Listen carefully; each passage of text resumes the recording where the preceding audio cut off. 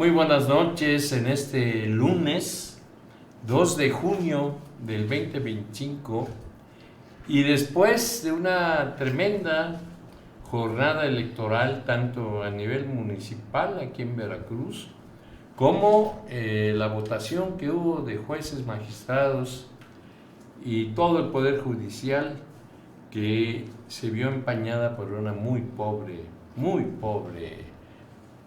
votación a nivel nacional. Esos dos temas son importantes y son los que vamos a seguir, independientemente que hay temas como que Cruz Azul ganó su séptima copa ahora en el torneo de la CONCACAF y que el América de manera vergonzosa, infame, perdió con uno de los equipos más mediocres de la MLS. Es una vergüenza lo que está pasando en la América. Y aquí tenemos a Martín Quitano, que es un seguidor fiel del equipo americanista, que seguramente después de tanta soberbia, después de 3 campeonatos ganados con ayuda de los árbitros, ahora se está reflejando, aquí tenemos otro americanista, de manera verdadera el nivel del equipo, inoperante a la ofensiva. Ya no hay... necesitan más bien, en mi concepto, no sé qué opinará Martín y Toño, que son americanistas distinguidos. Necesitamos yo. Bueno, tú también. No, tú no tienes equipo. Toño. Bueno, lo que es cierto es que aquí el señor rector, Carlos Luna, no tiene equipo tampoco, porque dice que le va a los Pumas, pero en realidad es un villamelón de fútbol, como lo están escuchando ustedes. Y bueno, pues duele la agresión, pero hay que responderla como tal. Pero más que nada, en mi caso fue un gesto humanitario porque sabía que iba yo un trago amargo. Lo que es cierto es que que es de vergüenza lo que pasó. Pero yo no tengo equipo, digo, yo la verdad no sé distinguir la portería del portero. La América fue un semestre de vergüenza. Para el olvido, para el olvido, y necesita reestructurarse. Sin ninguna duda. Yo creo que es que la ofensiva ya no existe. ¿Ya no funciona? En 4 o 5 partidos, 2 goles, etcétera, pues así y no los se va a poder goles ganar. A balón parado. Bueno, Cruz Azul, Toluca y Los Ángeles. Muy difícil, la defensa hizo agua y un mal planteamiento, defender un gol, le pasó con y Cruz mal Azul, cambio en le un pasó tiro de esquina en contra. Con Los Ángeles, igualito. Sí, igualito. Echarse para atrás, defender. Bueno, yo creo que Jardinet tendrá que hacer los acomodos. Lo que es cierto es que, bueno, pues por el América siempre, y allí estaremos en pie de lucha. Muy bien, Martín, así se hace, defendiendo su equipo aún en los peores momentos. Como debe de ser. El tuyo ya se olvidó, ¿verdad? ¿Tu equipo? No, ahí está, Pumas, ahí está. Yo siempre soy de Pumas. Bueno, yo no soy hablas mucho de él, que egresado digamos. de la UNAM, jugué es que la verdad, las Carlos Luna no reservas. habla mucho de su equipo, como es de Porque poca no, personalidad. porque no hay mucho que decir. Bueno, que pues es de ha malo, sido ¿no? eliminado de manera vergonzosa. No han invertido en jugadores buenos y se han olvidado de las fuerzas básicas, de la cantera. Esa es la verdad de lo que está pasando. Ya no se habla de eso. Ya no se habla. Y la verdad es que también necesita una reestructuración. Ojalá en este periodo de venta y compra de jugadores se armen de mejor manera, como también lo tiene que ser el América. Mira, Cruz Azul, América, Monterrey, Tigres, ahora Toluca y Pumas son los equipos insignia de la liga. ¿Para qué lo hacemos, no? Pero hay algo muy importante que sucedió este fin de semana que tiene que ver también con los resultados de la elección del Poder Judicial. El América perdió y creo que tuvo mayor participación, mayor opiniones, mayor revuelo en las redes sociales que la propia elección del Poder Judicial. Ah, sí, ese es sin duda. Y la segunda es que a pesar de que Cruz Azul es campeón, no realmente hubo mucho comentario al respecto, más hubo con la derrota del América. ¿Esto qué significa? Que el América es un equipo de... Ódiame más. A ver, Ódiame Carlos, más. datos. A Toño Laguna le gustan los datos y a Toño Nemi también, y a ti y a mí, pero hay que, en este marco yo creo que le vamos a entrar inmediatamente después a lo que nos reúne para hablar de política.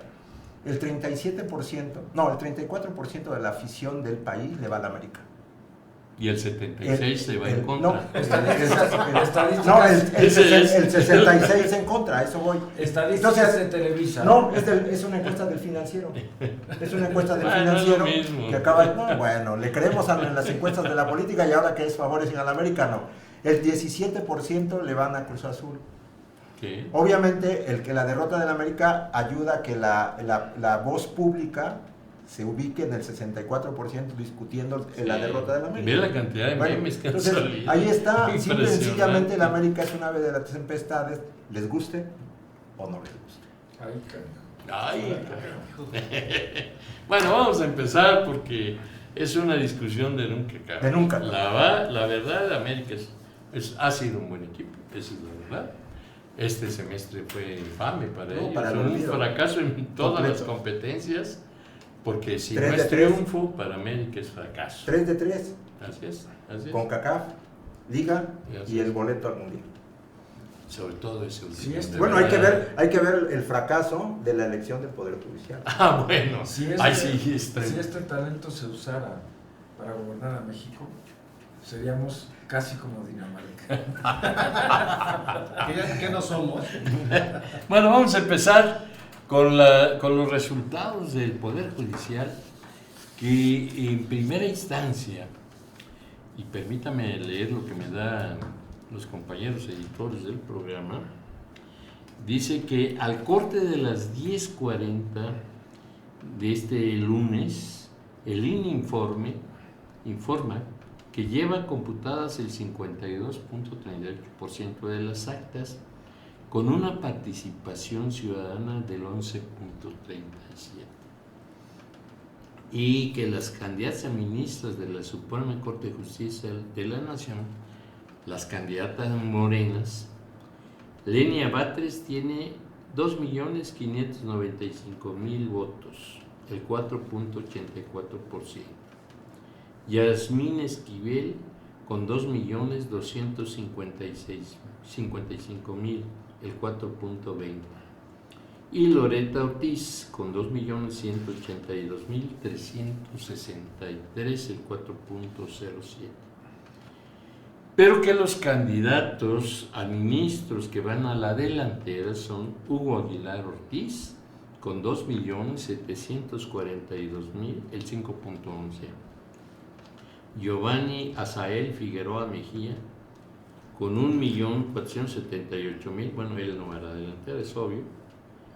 E Irving Espinosa Betanzo con 1.444.000. Esto significa que, de continuar con las tendencias, pues Hugo Aguilar Ortiz parece que va a ser el presidente de la Suprema Corte de Justicia de la Nación. Lo que destaca aquí, Martín, es la muy pobre participación ciudadana. Ayer, y el cambio de casillas que hubo, que fueron 2, no es cierto. Por ejemplo, el Britannia no le avisaron a nadie. A la hora que fui con mi esposa y con mis hijas a votar, resulta que la habían cambiado, nada más pusieron, yo creo que un día antes, una lona que era en tal lugar, ¿no? Entonces, quiero pensar que también fue una estrategia, pero el 11.37% de participación implica en este momento que casi 9 de cada 10 electores no fueron a votar.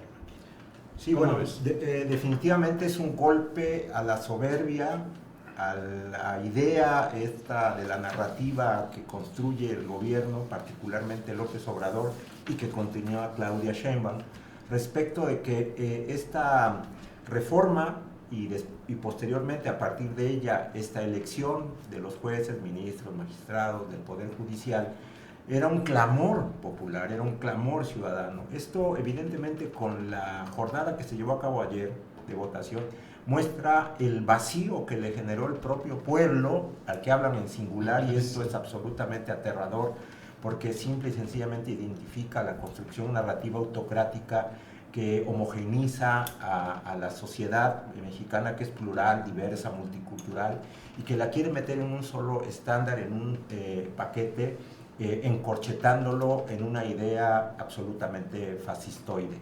Esto que acaba de ocurrir ayer, donde nosotros en Veracruz muy probablemente podamos tener un mayor nivel de participación que este porcentaje nacional, que tiene obviamente justificación porque un sector muy importante, que también lo vamos a discutir en el siguiente punto, salió a votar en la elección de presidentes municipales, de ayuntamientos en nuestra entidad, y que obviamente ya paralelamente se metían a la casilla del Poder Judicial, particularmente aquellos sectores que iban corporativizados, que iban con una línea clara de cómo participar y cómo llevar, y aquí también, como en todo el país, vimos cómo se dio la danza de los acordeones, estas referencias para saber cómo votar, en una elección que ya con ello mostraba el nivel de complejidad para realizar la votación correspondiente.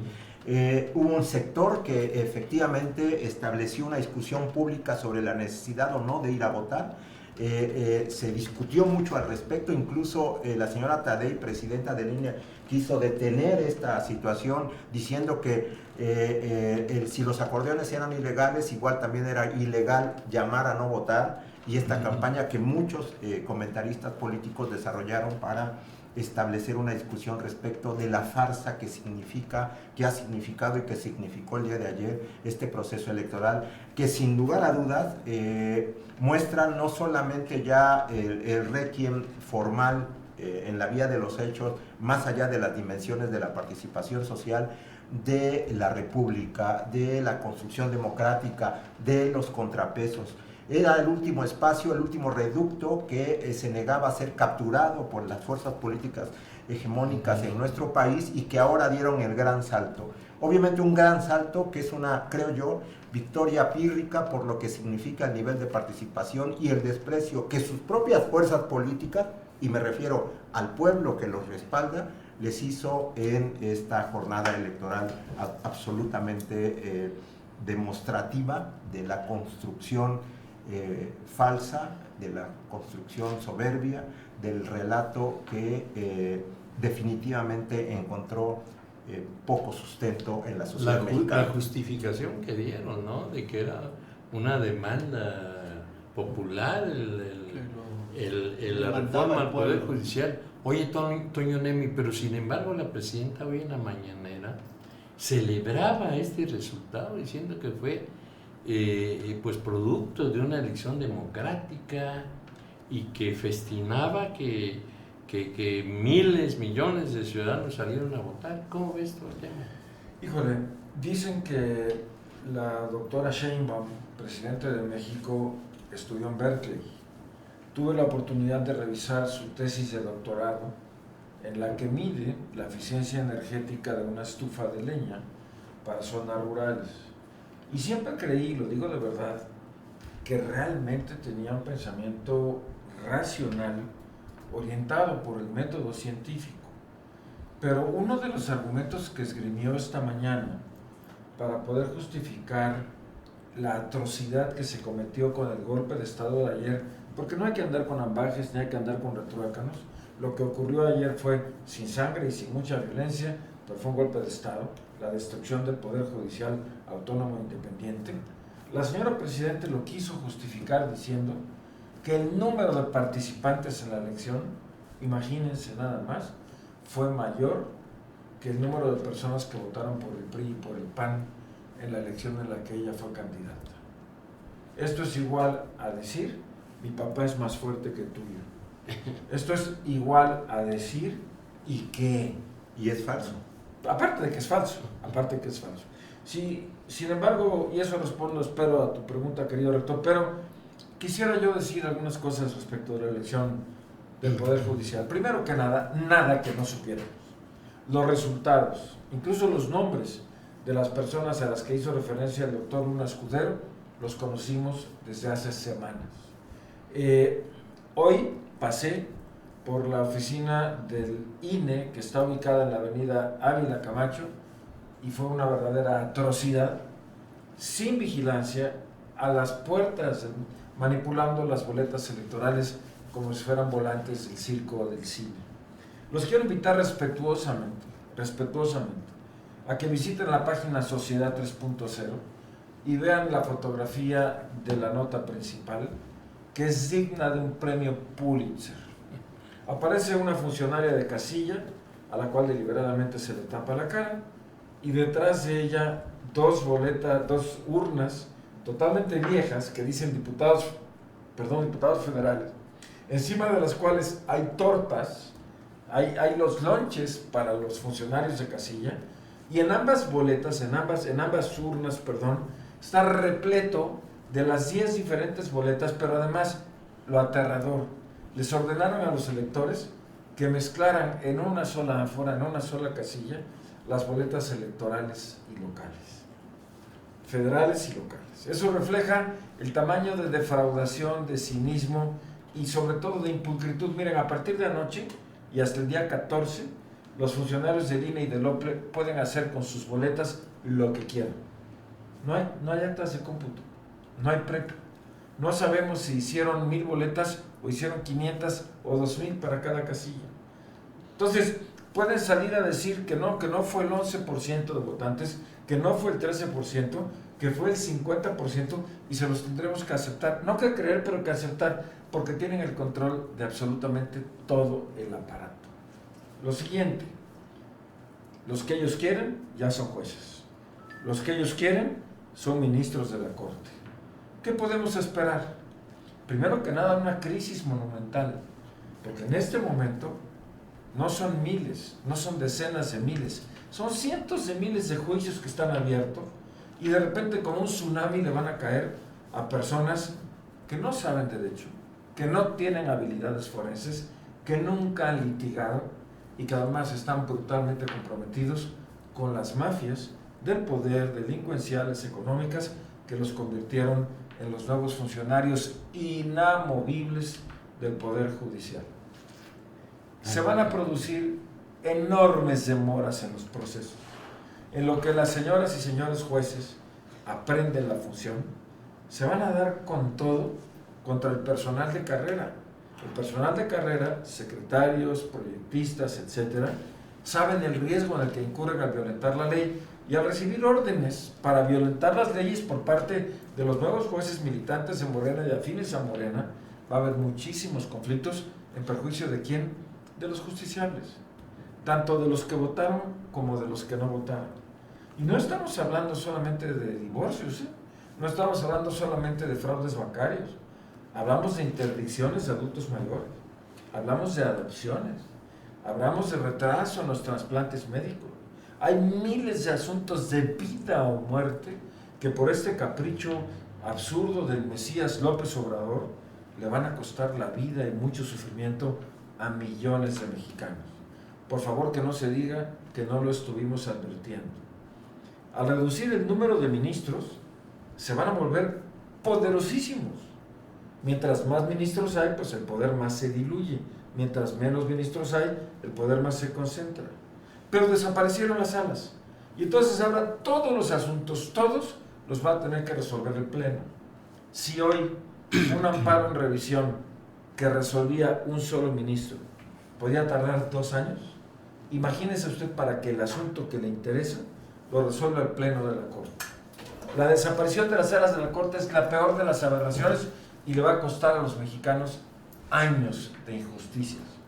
Luego lo más grave, ¿qué va a pasar cuando empiecen a cobrar factura los Monreales, los Adanes Augustos, los narcos de Sinaloa, a los jefes que ellos pusieron? Pues lógicamente van a adulterar y van a desviar las sentencias para sus intereses y no para la justicia ni para el bien de México. La cuarta cosa, todos los jueces elegidos estarán al servicio del poder. Lo que dijo con cortesía, respeto y mesura Martín, puede pensar que soy exagerado y drástico, pero esta nueva conformación del Poder Judicial no es más que una autocracia brutal.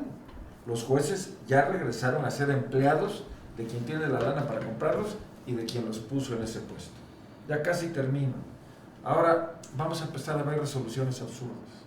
Vamos a empezar a ver cosas aberrantes, ajenas a la ley, porque si violaron el proceso con el que fueron elegidos, imagínese usted si no van a violar los derechos de los ciudadanos que reclaman justicia.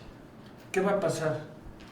De cientos de miles van a pasar a millones los casos de mexicanos que tengan que recurrir a la justicia internacional. Ante los fraudes constantes a la Constitución, ante la podredumbre de los ministerios públicos, mucha gente tiene que ir a la Corte Interamericana de Derechos Humanos, a la Comisión Interamericana de Derechos Humanos, al Tribunal de Justicia Penal de La Haya, y se los anticipo, no es profecía, se van a multiplicar los litigios en el extranjero. ¿Por qué? Porque el aparato judicial mexicano se volvió parcial y no es confiable. ¿Se acuerda de la señora de Chalco, a la que le invadieron su casa y fue y le metió 2 plomazos al papá y al hijo y ya los mató? Pues adivine, esto trágicamente se va a multiplicar. Imagínense la desesperación de una madre o un padre al que no lo dejan ver a sus hijos y que los jueces podridos no hacen nada por resolverlo, la violencia vicaria. Imagínense a una persona despojada de su propiedad o que le violaron a una hija. Vamos a empezar a ver, y estas consecuencias de la reforma y del fraude que se votó ayer, a mucha gente tomando justicia por su propia mano. La semana pasada se anunció que Shell, una de las compañías petroleras más grandes del mundo, una compañía de capital holandesa e inglés, se fue de México. Tenían 10 concesiones de explotación petrolera y las abandonaron, lo que les representó perder muchísimos millones de dólares. Y están vendiendo sus gasolineras, 100 de franquicia y 50 que ellos operan, más sus tiendas. ¿Y sabe por qué? Por la falta de certidumbre jurídica. Quien tenga 2 pesos, de tonto, por no decir la palabra correcta, va a venir a invertir a México con este poder judicial. ¿Quién lo protege a uno? ¿Quién vuelve a construir una casa para rentar? ¿Quién vuelve a hacer un contrato considerando que el poder judicial no es confiable? Lo era poco, ahora lo es absolutamente nada. Y obviamente, lo que ya adelantó Martín, estamos avanzando en la construcción de una dictadura mesiánica, absurda, sin respaldo social, sin respaldo popular, y lo peor de todo, el fin de nuestras libertades.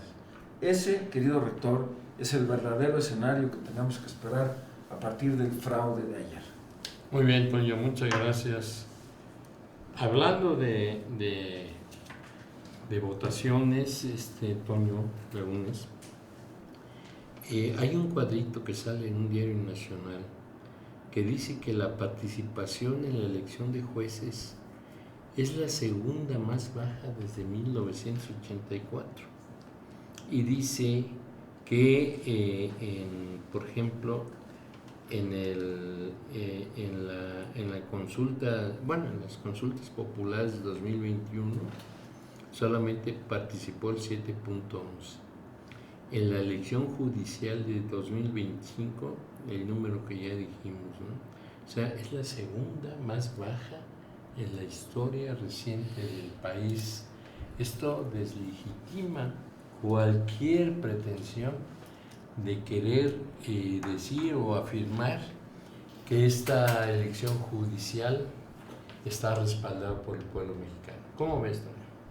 Es un hecho que esta elección no iba a tener la participación que ellos decían que iba a ser, que hablaban entre el 18 y el 20%, más allá de todo lo que ellos hicieron en términos de acarreos, en términos de pagos, en términos de inducción del voto, a través de los famosos acordeones estos, a través del engaño inclusive, diciéndole a las personas que si no votaban o que si no iban a votar, inclusive también en el caso del partido oficial, pues se les iban a quitar las prerrogativas o las becas o las ayudas que ellos tienen, ¿no? Y todo este resultado es consecuencia de una mala planeación, de una mala decisión que parte desde hace ya un rato, en donde se establecieron los mecanismos, las famosas tómbolas, la designación de las personas,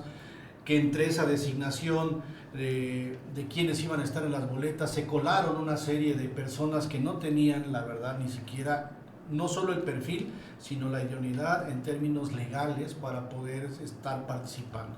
Y si vamos sumando esto, la otra parte es el tema de la complicación a la hora de la votación. No entendíamos, yo que fui a votar, estuve viendo, analizando las boletas, alguien que no tiene la menor idea de lo que es un juez, un ministro, no iba a entender en qué iba esto. Y si vemos las listas que estaban, yo empecé a revisar nombres, salvo 2 o 3 que yo conocía, eran totalmente desconocidos. Y esto es parte de un proceso mal planeado, mal realizado, porque las personas que iban o que estuvieron compitiendo, primero no tenían las competencias para poder hacer un trabajo de convencimiento a un electorado, porque no estaban para eso. Ellos estaban para impartir justicia a los que estaban. La formación de los abogados, lo escuchaba yo hace un momento en una entrevista que le hicieron al ministro Lainez. Nosotros venimos de una formación tradicional, o sea, no venimos para hacer un trabajo de elecciones, y esto se suma pues a todo esto, ¿no? A pesar de que la presidenta dijo que somos un país muy, muy democrático, que fue todo un éxito, que somos un país de lo más democrático, que fue un ejercicio inédito, impresionante, maravilloso, democrático, pues ahí están las cifras. El 11% solo salió a votar, lo que significa que cada voto salió o nos costó a los mexicanos más de 1,000 pesos por cada voto. ¿Sí? Digo, si vamos hablando de que el número que más o menos se hace un cálculo de 13,000 millones de pesos que costó esta elección, pues sale un poquito más de 1,000 pesos, ¿no? Con el número de votantes que hubo. Esto nos lleva a preguntarnos, ¿era realmente necesario este dispendio de recursos cuando la deuda se ha disparado sustancialmente en los últimos años? ¿Era necesario esta erogación de recursos cuando hay una serie de necesidades en educación, en seguridad, en salud, en medicamentos, que ya lo decía Antonio, hay una serie de gente que están muriendo en los hospitales? Yo creo que era necesaria una reforma al Poder Judicial, sí, pero una reforma pensada, planificada, elaborada de una manera consensada, inclusive por la oposición, que no los tomaron en cuenta. A nadie, ni a especialistas, ni especialistas en el tema, por supuesto, a nadie les tomaron en cuenta. Y todo esto es el resultado de la bajísima participación, la vergonzante participación de esta elección. Así es. Carlos, ¿me permite hacer una anotación al calce? Nada más sobre esto que acabas de decir. Precisamente te iba yo a preguntar, el enfoque de los resultados de esta elección del Poder Judicial implica, más allá de que no es como ellos dicen que es, que tienen todo el apoyo de la ciudadanía, implica la reducción de Morena como partido o de las propuestas del partido. ¿Tú cómo ves este tema? Yo creo que es importante rescatar una idea de que si era necesaria o no, y para darle un poco el contexto a la idea que estás planteando, a la pregunta. Creo que sí era necesario y era obligado para la circunstancia de la visión política de quienes gobiernan actualmente. Les hacía falta tomar ese último espacio de poder de la República, porque la construcción autocrática estaba coja si no tenían al Poder Judicial. Por lo tanto, sí, claro que sí era necesario. Tenemos que respondérnoslo así. Obviamente, desde el punto de vista de cómo lo estaría viviendo la naturaleza autocrática de los actuales gobernantes. Si lo vemos desde el punto de vista democrático de las necesidades del país, evidentemente que es una desmesura y es una locura, hay que decirlo también con Pero la todas sus forma palabras. como lo hicieron, vamos, yo me refiero a que sí era necesario en términos de que sí, el Poder Judicial necesitaba una renovación, una revisión de algunas cuestiones que eran necesarias, pero no la forma como lo hicieron. Damos por descontado que el debate no se da si era necesario o no. Ellos querían tomar por asalto el Poder Judicial.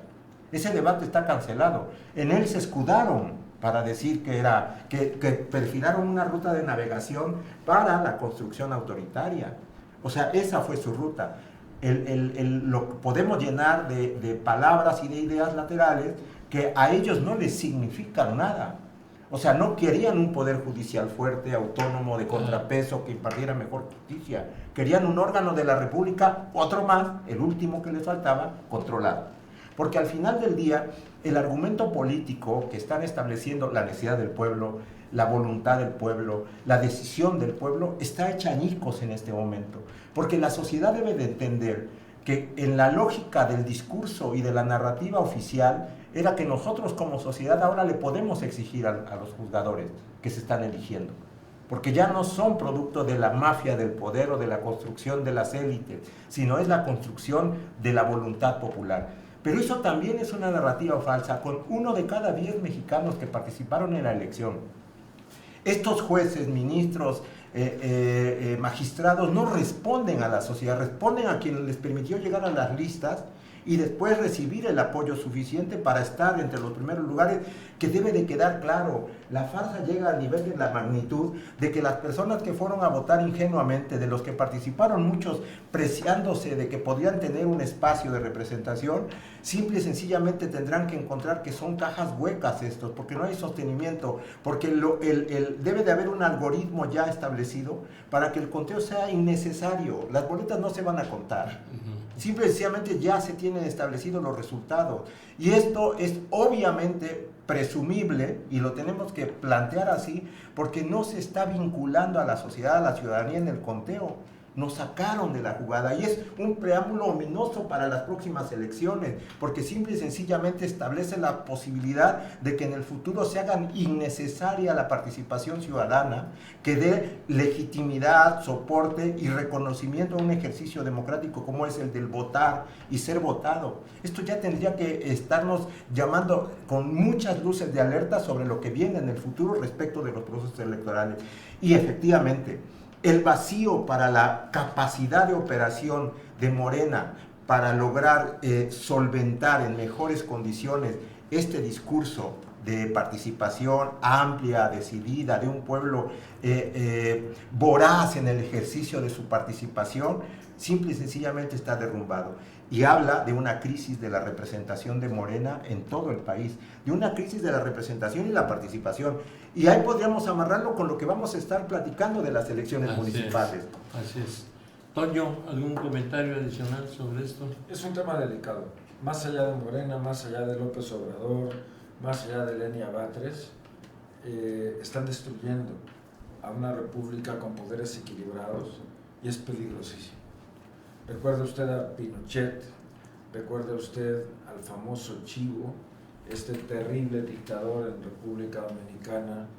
Vea lo que pasa con Daniel Ortega en Nicaragua, lo que pasa con Venezuela, y es exactamente la dosis que nos están dando en México. No nos hagamos tontos, vamos en ese camino. Ya destruyeron al Poder Judicial. Es aterrador. Bien, Toño. Sí, yo nada más quiero rematar un poco lo que ya comentaron. ¿Qué es lo que se pierde? Digo, muchas de las cosas que van a suceder a partir de esta elección, no tenemos claro todavía las consecuencias, que van a ser muchas. Lo que sí está claro, creo yo, en este momento, es que se pierde un contrapeso importante con respecto necesario para la legalidad. Ese es uno de los problemas que ya lo mencionaron. Otro es como lo dijo ayer The Washington Post, se pierde el último contrapeso. El último contrapeso.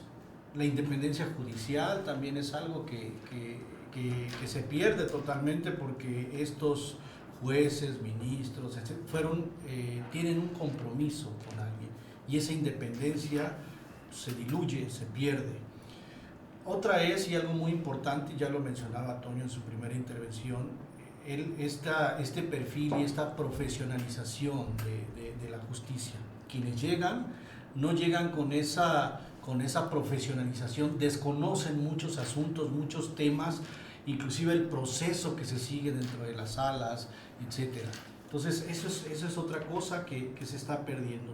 Y sumándolo a lo que decía Martín respecto a esa representatividad, a ese número que se dio, estaba leyendo por la mañana que el Frente Cívico Nacional realizó 2 estudios estadísticos para medir la participación.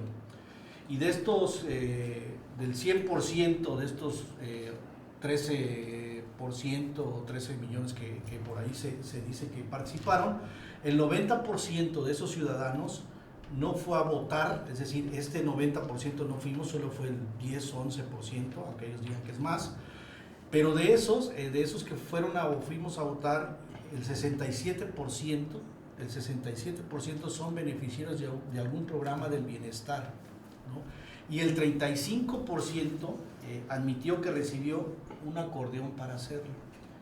Entonces, nos damos cuenta hacia dónde va, cuál era la intención, como ya lo mencionaba Martín, de hacer esta elección, esta reforma al Poder Judicial. No era para hacerlo mejor, sino apropiarse de él para tener mayor margen de opacidad, mayor margen de realización de acciones que pues obviamente no están pensados en este maravilloso pueblo bueno, ¿no? Y ya finalmente, retomando un poco lo que mencionaba Toño, medios internacionales compararon a la presidenta con esta situación de la reforma con Netanyahu, con Erdogan y con Trump. ¿Por qué? Porque estas tres personas, estos tres presidentes, sistemáticamente han estado atacando a su poder judicial en sus respectivos países o los critican con decisiones que ellos consideran que no son adecuadas. Entonces, pues, caemos en un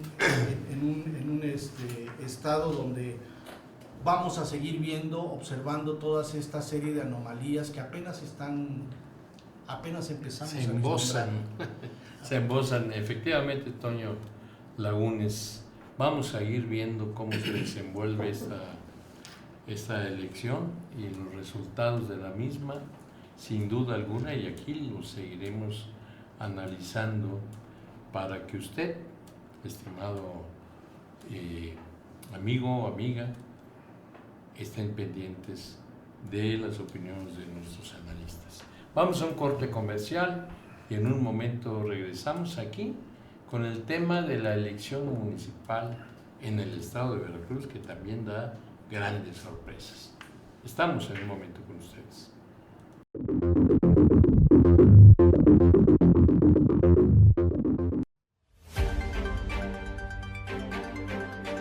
Mantente informado a través de las plataformas de Sociedad 3.0 Multimedios. Somos un portal de noticias, radio por internet y televisión.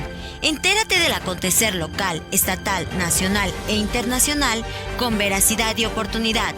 Síguenos a través de nuestras redes sociales. Búscanos en nuestro portal web como sociedad3.0.com, en Facebook como Sociedad 3.0, Twitter Sociedad-30 y YouTube como Sociedad 3.0 Televisión. Sociedad 3.0 Multimedios, más cerca de ti.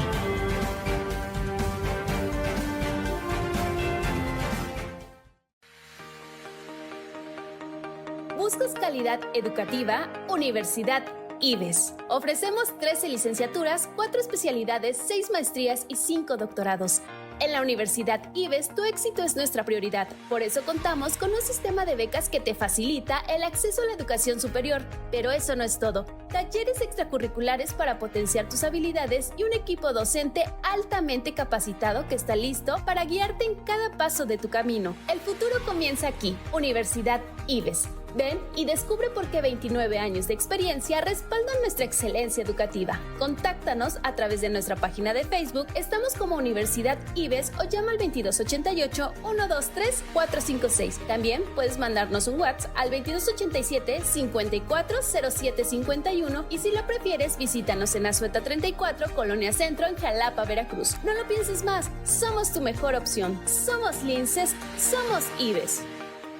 Bienvenidos a Bachillerato IBES, tu mejor elección educativa. En Bachillerato IBES sabemos que tu futuro es lo más importante y por eso estamos comprometidos en ofrecerte una educación de excelencia. Nuestros maestros altamente capacitados y nuestro enfoque integral te prepararán no solo para tus exámenes, sino para la vida. ¿Por qué elegirnos? Horarios cómodos y flexibles. Sabemos que tienes muchas responsabilidades y actividades, por eso adaptamos nuestros horarios para que puedas estudiar sin estrés. Costos accesibles. Creemos firmemente que una educación de calidad no debería ser un lujo, por eso nuestros costos están diseñados para ser accesibles para todos. Una educación que marca la diferencia. En Bachillerato IBES no solo te preparas académicamente, sino que también te desarrollas como persona. Nuestro enfoque integral te ayudará a alcanzar tus metas y sueños. Además, ofrecemos una amplia variedad variedad de talleres extracurriculares para que descubras y desarrolles tus talentos. ¿Te apasiona el canto, el teatro, la danza folclórica, la pintura, la guitarra o el fútbol femenil? Tenemos algo para ti. También contamos con activación física para mantenerte en forma y saludable. Y hay más buenas noticias. Con nuestra promoción especial puedes acceder a una beca del 50%, haciendo tu educación más accesible que nunca. No dejes pasar esta oportunidad única. Inscríbete hoy mismo y da el primer paso hacia un futuro brillante. Llámanos al 2288 17 20 26 o envíanos un WhatsApp al 2288 56 80 88. También puedes visitarnos en nuestra sede, calle Juárez número 87, zona centro, Jalapa, Veracruz. Estamos aquí para ayudarte en cada paso del camino. La experiencia respalda nuestra excelencia. Únete a la familia IBES y construye tu futuro con nosotros. Somos Linces, somos IBES. Universidad Martí, impulsando la innovación del conocimiento. Somos una universidad consolidada a nivel nacional e internacional con planes de estudio pertinentes y de alto nivel. Contamos con licenciaturas en Ingeniería Civil, Ingeniería en Informática e Ingeniería en Tecnología y Producción. Además, tenemos maestrías en Ingeniería, Administración, Psicología, Ingeniería Ambiental y Derecho Procesal Penal. También puedes profesionalizarte con un doctorado en Ingeniería, Administración, Psicología, Educación y Derecho Procesal Penal. ¡Únete a los mejores! Pide informes en nuestros teléfonos 782-822-3350 o a través de nuestro correo informes@umarti.edu.mx. Manda un mensaje a nuestra página de Facebook. Estamos como Universidad Martí. O mándanos un WhatsApp al 782-210-6521. Ven a nuestras instalaciones ubicadas en calle Costa Rica 415, Colonia 27 de septiembre, en Poza Rica, Veracruz. Universidad Martí. Aprende, avanza y transforma. Únete a la excelencia educativa en secundaria y preparatoria Dr. Gavino Barreda. Con más de 60 años dedicados a la formación académica, somos tu mejor alternativa. Contamos con un cuerpo docente altamente capacitado en tecnología educativa para garantizar una enseñanza de primer nivel a costos accesibles. Contáctanos al 782-823-1105 o síguenos en Facebook como Secundaria y Preparatoria Dr. Gavino Barreda. También puedes visitar nuestras instalaciones ubicadas en calle Costa Rica 415, Colonia 27 de septiembre, en Poza Rica, Veracruz. Permítenos ser parte de tu trayectoria hacia el éxito en una comunidad educativa de excelencia. Nuestra historia avala nuestro compromiso con la calidad educativa. Únete a Secundaria y Preparatoria Dr. Gavino Barreda. Más de 60 años de experiencia al servicio de tu desarrollo académico. Soy Gavino, soy evolución.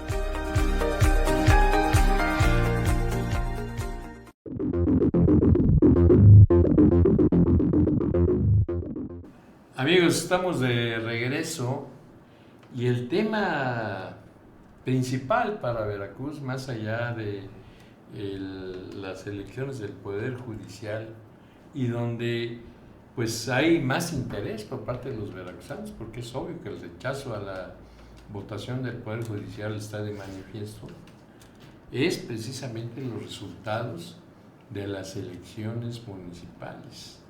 Recuerden que se estaban eligiendo 212 alcaldes en el territorio veracruzano.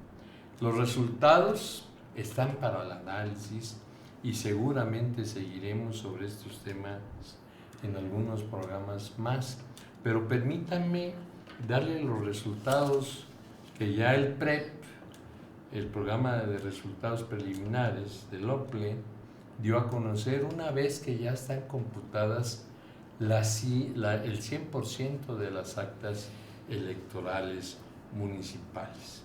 Según el PREP, a estas alturas, el PAN va a gobernar en 34 municipios. El total de votos es de 405,306 y el porcentaje de votación es 13.55%. El PRI, que todos esperaban, o la gran mayoría esperaba, que iba a tener resultados fatales para esa sigla partidista, ganó en 23 municipios con 332,258 votos, que representa el 11.11% del total de la elección. El Verde Ecologista va a gobernar en 28 municipios con 374.320 votos y que representan el 12.51%. Movimiento Ciudadano, que ante la sorpresa de la gran mayoría del electorado tuvo un crecimiento exponencial, va a gobernar en 41 municipios. Del total de votos son 572.995, que representa el 19.11%. Morena solo, el partido en el gobierno, solo va a gobernar en 11 municipios, con 113.754 votos, que representan, oiga usted, el 3.8% de la votación total. Hubo un candidato independiente que va a gobernar y les puedo decir el resumen de los votos de la jornada electoral, que fueron 2.890.793 los votos acumulados, y hubo 6.594 de candidaturas no registradas y 92.914 votos nulos. El total de votos en esta jornada electoral fue de 2.990.000.30. El INE dice que en Veracruz hay más de 6 millones de votos. Esto significa que no llegaron ni al 50% en la votación de este periodo en las municipales. Un nuevo resumen: PAN 34 alcaldías, PRI 23, el Verde 13, el PT 28, también creció, le fue mejor solo que acompañado al PT. Movimiento Ciudadano 41, donde gana quizás la emblemática, una de las ciudades más emblemáticas del estado, que es Poza Rica. Gana Movimiento Ciudadano en Poza Rica, lo cual como posarcense a mí me da mucho gusto. Esa zona, ¿no? Sí, toda la zona. Papantla, sí. Morena gana 11 municipios, Morena y Verde ganan 60, la alianza, y un candidato independiente. Hay muchas cosas para el análisis, la caída de la votación para Morena. El 60% de la elección, Martín, votó en contra de Morena. ¿Cómo ves? Bueno, yo para plantearme el rollo de los acordeones traje también los míos para hablar de la elección municipal. Pero esos son del anterior. No, son estas, nada más que los hice, me mojaron, ahorita me agarró el aguacero. Pero fíjense que lo que mostró, hablando de la elección judicial, el hueco, el vacío, el abandono que le hicieron a la clase política dominante, soberbia y envalentonada con el discurso popular, el pueblo único que los respalda y que ellos encarnan evidentemente. En Veracruz particularmente el Estado modificó su composición territorial y le dio un golpe, un zape, un gran empujón a esta actitud retadora, al menos visiblemente, del presidente de Morena en Veracruz. Un personaje muy menor de la política veracruzana, incluso en esas ligas que juegan el grupo en el poder, que se ufanó hace apenas unas horas antes de la elección, junto de con que iban la a ganar, presidenta nacional, exactamente, que iban a ganar más de 140 municipios. La realidad Fue ella. No, y él, Cepeta fue el que estaban argumentó, juntos, estaban sí. juntos, pero él también lo planteó originalmente. La misma presidenta, el día de la elección, o sea, ayer, dijo que estaban rebasando los 100 municipios. Así es. Y evidentemente esto no fue así. La composición, la pintura que ahora tiene el estado de Veracruz es muy plural y es un aliciente, aunque nos puedan o no gustar los actores políticos partidarios. Aunque obviamente vamos a hacer una reflexión sobre el nivel del porcentaje de votación, lo que refiere ya al territorio veracruzano no es solo el guinda. Vamos a ver el comportamiento, ¿no?, de los alcaldes en el proceso. A ver cuántos se pasan a Morena. Morena. Se pasan a Morena, que fue una de las cosas que sucedieron en el 21 precisamente. 30 y que hicieron que Zepeta tuviera estrellitas en la frente como garante de estas negociaciones para el cambio de partidos de presidentes municipales. Bueno, dicho lo anterior, de la pluralidad, de lo vistoso del coloreado que tiene el territorio veracruzano, vamos a un factor que, si bien este es un aliciente, el otro es absolutamente un elemento de terror. ¿Y a qué me estoy refiriendo? A que en términos duros, cerca del 48% fue de la gente que votó. Porque la cuenta del 49.9 que hablan, están haciéndolo sobre 5.990.000 posibles electores. Cuando el padrón, la lista nominal es de 6.100.000 y tantos mil. Es lo que dice el Tendríamos INE. que estarlo bajando. Así y lo es. dice el mismo INE. Ni siquiera Así lo es. digo yo, es una cuenta ahí que está en el INE. Bueno, en segunda instancia, las grandes ciudades de Veracruz simple y sencillamente están por debajo del 40% de Así es. participación. Lo de terror, Lo pero incluyeron que en habla. Jalapa, ¿eh? No, aquí va. Por eso traigo mi acordeón. En Veracruz Puerto, donde le quitan el gobierno al PAN, hay 31% de participación. 31, 3 de cada 10 personas. En Córdoba, que mantienen la representación morena, tienen el 32% de participación. Y aquí voy a ser muy enfático porque tengo que referir esto. Los lugares donde menos participó la gente es donde gobierna Morena. El voto duro. No, pero déjate de eso, es que están cansadas las sociedades de estos municipios gobernados por Morena de esta representación política.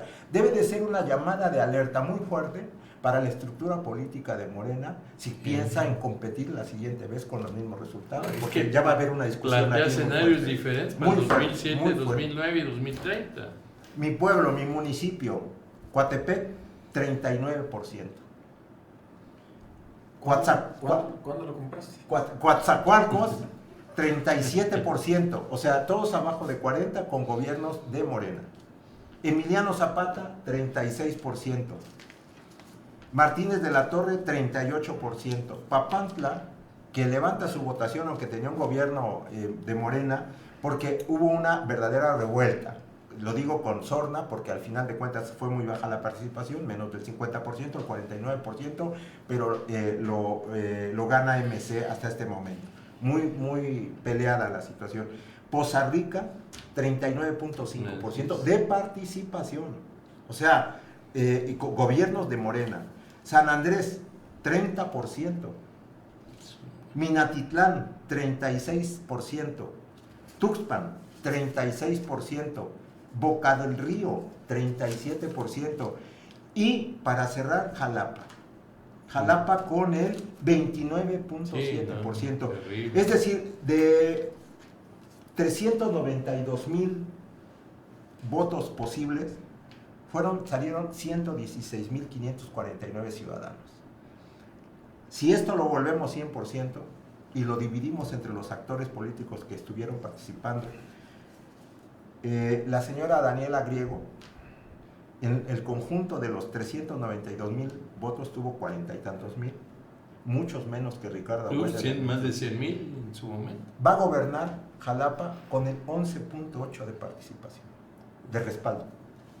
O sea, la verdad, aquí tendríamos que estar ya planteando la posibilidad de generar una construcción paralela para el ejercicio democrático con una segunda vuelta, porque eso no es un nivel de representación claro.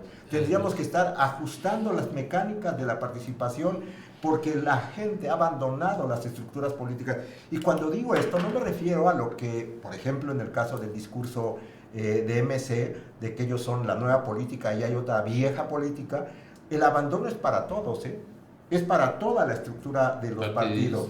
Entonces, yo creo que es una llamada de alerta, pero que también funda, justifica, le da peso el cuerpo a cómo es que se está consolidando la visión autocrática de los personajes que nos gobiernan ahora. Hay un desprecio solventado en mucho con el abandono de la sociedad civil, de la ciudadanía, de los procesos electorales, porque no se cree, porque refieren las mismas prácticas los partidos políticos todos: nepotismo, corrupción, falta de transparencia, decisiones unilaterales, etcétera, etcétera. Mientras no haya un proceso de refundación en los partidos políticos y una nueva forma de entender la relación con la sociedad, el abandono creo que se puede ir acentuando más. Si a mí ya esto me da miedo, pues evidentemente pensar en un escenario con mayor abandono es de tragedia. Una cuestión, el dato del PAN, ¿cómo es que lo supera MC en la votación en Veracruz? Con lo que refiere el PAN en términos estrictos, de ser un elemento clave para las transformaciones democráticas del país a lo largo de la historia, porque lo es. Simple y sencillamente, en el caso de Veracruz, los tendría que estar obligando a cambiar, a modificar y a abrir las formas de concebir y hacer ahí la están política. los resultados del PAN en Jalapa, que asustan, ¿no? Es decir, es la cuarta fuerza. Eligen a un perfil como candidata, una persona entusiasta, pero que lo que más le interesaba al PAN eran los regidores, ¿no? Y eso implicó una derrota estrepitosa. Sí, aquí en la capital, el 4º lugar. Es impresionante la caída del PAN aquí en Jalapa. Del PRI no podríamos esperar otra cosa, venía en una caída antes el PRI se mantuvo, así un poco, es, ¿no? así es, pero viene en esa pendiente. Lo que es cierto es que cualquier iniciativa para la construcción de un partido político, que hay más de 80 solicitudes a nivel nacional, que se tendrán que estar debatiendo para diciembre de este año, estas nuevas estructuras políticas, si no modifican sus comportamientos, si no se miran en este espejo, en el de Veracruz particularmente, es que no estarían, la verdad, teniendo los elementos suficientes y la cara para presentarse a la sociedad del país. Así es. La ruta ciudadana es el camino. Toño. Yo lo observo, aparte de la elección en Veracruz, la elección del Poder Judicial, yo lo observo como una derrota a Morena a nivel nacional, particularmente a sus dirigentes, tanto a la señora alcalde como al hijo de López Obrador, porque también hubo elecciones en Durango, y en Durango perdieron posiciones. Solo pudieron obtener 15 de 39 municipios en Durango, perdiendo la capital, ¿no? Solo ganaron de las ciudades grandes en Durango, Gómez Palacio.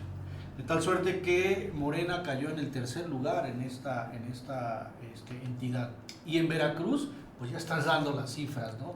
Perdieron un gran número de presidencias municipales, un gran número de votos, ¿no? Porque no llegaron, creo que ni al 1,000,000 de votos.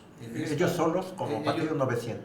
¿No? Entonces, esto nos hace ver que la operación, la selección de candidatos, las gestiones, la negociación política que se hace normalmente durante estos procesos no fue la más adecuada.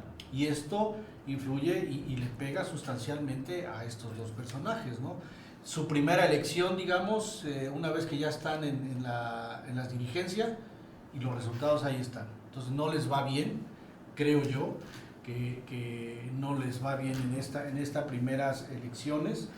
Y sí me preocupa mucho el número de participantes, ¿no? A nivel estatal se habla del 40 y tantos %.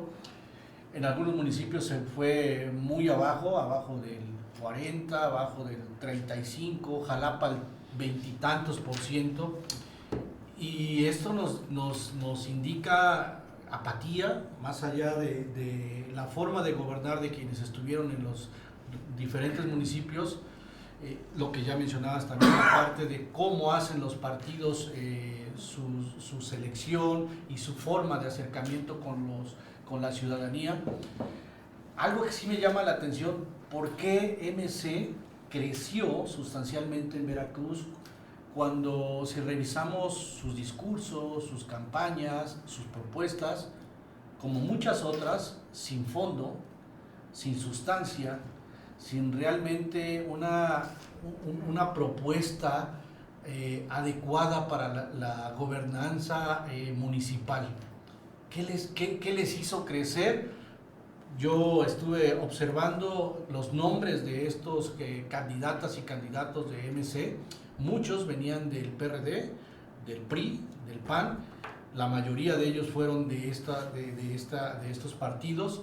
Quiere decir que estos personajes todavía contaban con una estructura adecuada en esos municipios donde ganaron, pero también creo, como estoy de acuerdo con Martín, hay una nueva forma de al menos de hacer publicidad política, y es una forma fácil, sencilla, ya lo habíamos mencionado en otras ocasiones aquí, de hacer canciones bonitas, ¿no?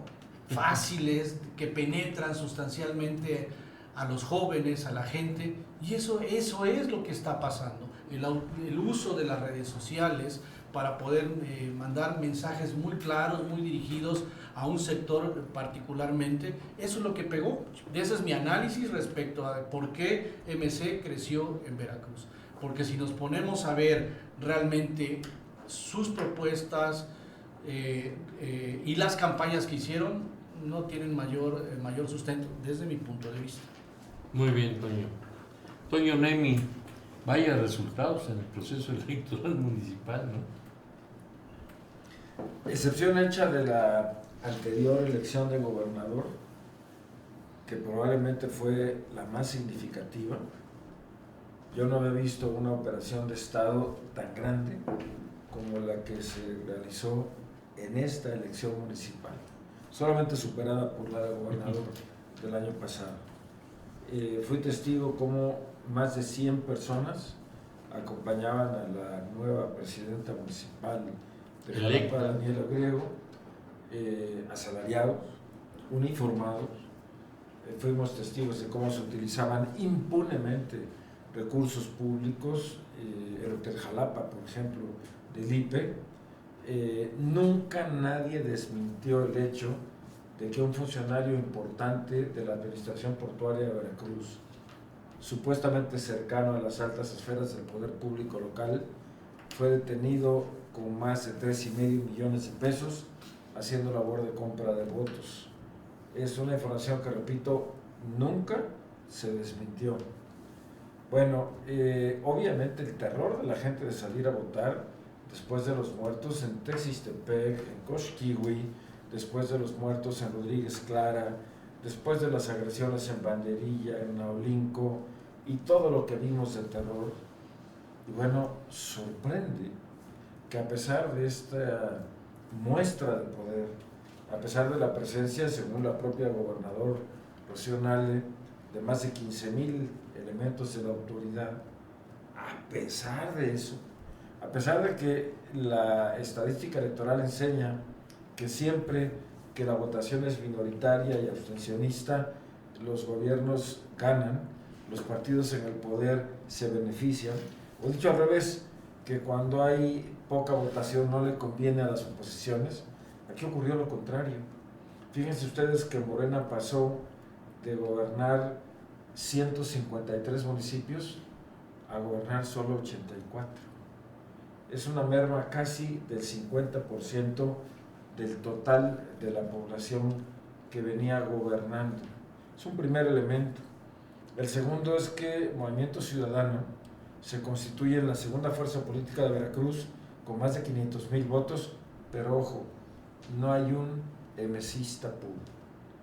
Todos los candidatos de MC devienen de lo que se llama la cachada, es decir, la gente inconforme con partidos que no les dieron espacio y se refugiaron en esta alternativa ciudadana. Las noticias felicitables. Viridiana Bretón Feito, nuestra amiga colaboradora, a quien Cuitlavo García encarceló, a quien Cisneros amenazó, a quien torturaron psicológicamente, gana de manera amplísima la elección en Ixhuatlán del Café, y eso es emocionante porque se trata de un acto de justicia social. Ahí sí, la gente expresa su juicio social a través del voto.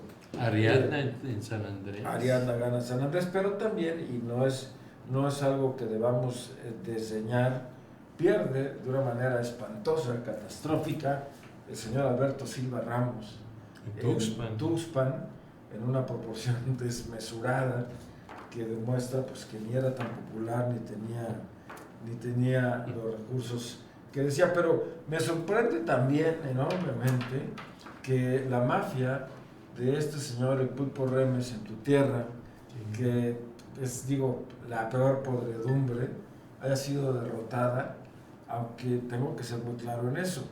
Fue derrotada por un MC cuyo candidato es incondicional de Manuel Huerta. Así es. Lo que revela las fracturas al interior del grupo gobernante. Me dio gusto que la gobernadora saliese anoche mismo con un talante serio, yo no diría que triste, pero sí nada contenta, a decir que iba a respetar incondicionalmente todos los triunfos. Este es un rechazo, claro, y así hay que leerlo a la forma de gobernar. Yo no esperaba otro resultado en Jalapa y se lo dije muy claramente a los candidatos de oposición, pues porque había comprometido la posición política del secretario de gobierno.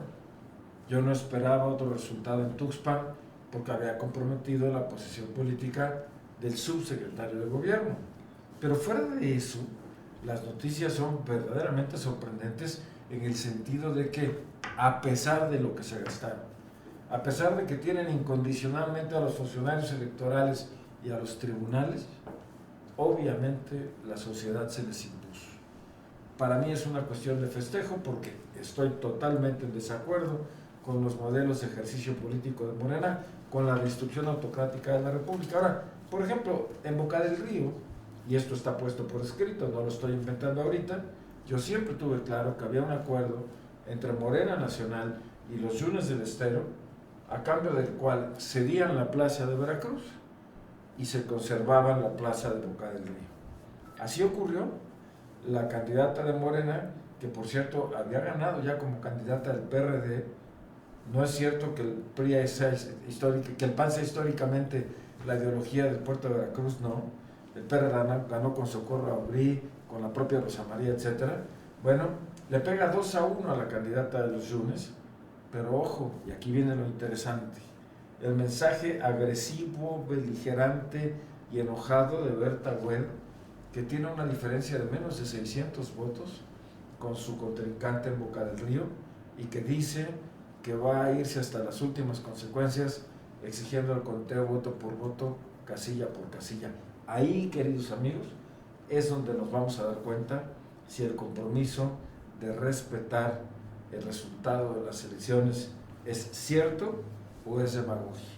Lo que me queda claro es que no le salieron bien las elecciones para justificar el golpe de estado judicial y creo que no le salieron bien las elecciones municipales.